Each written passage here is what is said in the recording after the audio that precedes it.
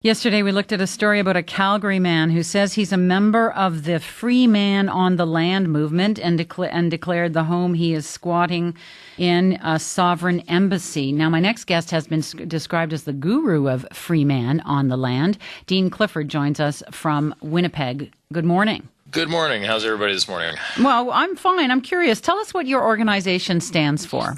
The first thing I should point out is there's actually not really an organization. I think that the powers that be, the government, the media, whoever really wants to talk about this topic, really kind of needed a name for this movement. So that one was kind of adopted and is just kind of really put onto or attached as a label to anybody who seems to be kind of interested in studying rights and freedoms. Can you give us an idea of what you believe? What your core beliefs are that bring you together? Yeah, this might sound a little crazy, but my core belief is actually freedom. And that's what I teach. And there seems to be a great disparity in Canada, especially around the world. People don't know their rights and their freedoms anymore. We're not taught these things. They're almost like foreign concepts when people first start to learn them, and they almost seem crazy. And that's because there seems to be a lack of education. And that really is what it's about, is freeing people from the need to rely on others for their information on law, from their ability to actually help themselves when it comes to certain situations. And so what got you interested in this?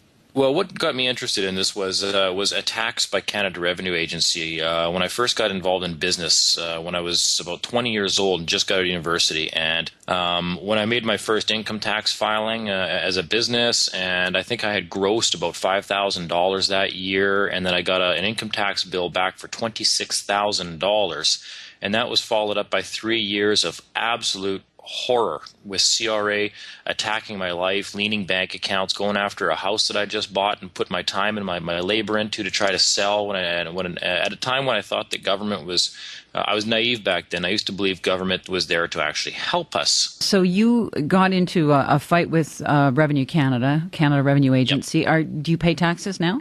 No, actually, since that day, and that's more than 17 years ago, I have never filed another income tax return. I've never paid, and it took a while, and I finally learned that whole system, and I learned the big scam that was going on.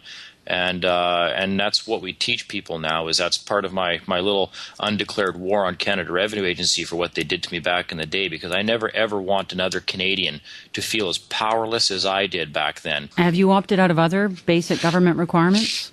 Absolutely. Like what? The same.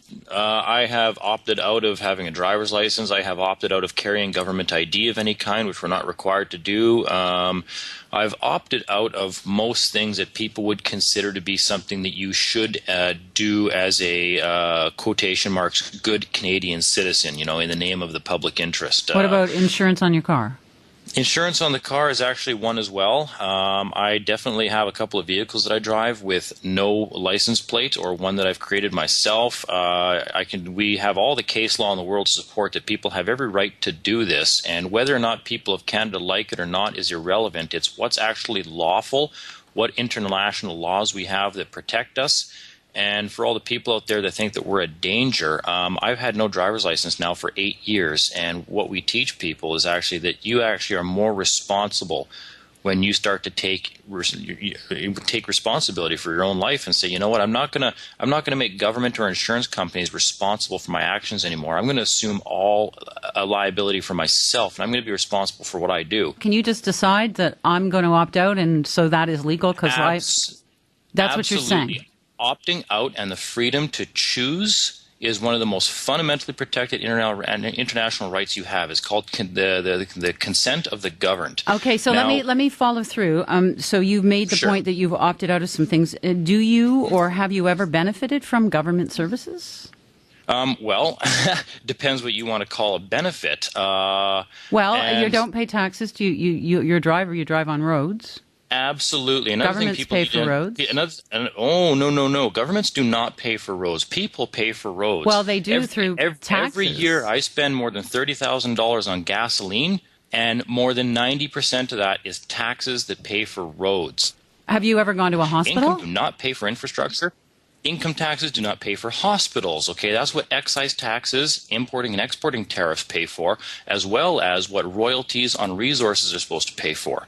Now, unfortunately, over the years, the government has stopped charging corporations royalties on squandering our resources, so they've tried to place that tax burden on us, because they've taken it away from the corporations, and then they want to direct everybody to hate people like me instead of hating them and their corporations, which are squandering our resources. So this is all a big dog and pony show. Dean Clifford, we're going to have to leave it there. We're out of time, but thank you. All right. Have a good day. Dean Clifford, a member of the Free Man on the Land movement, as he says it's not a proper organization, but a little insight into his thinking there. We reached him in Winnipeg.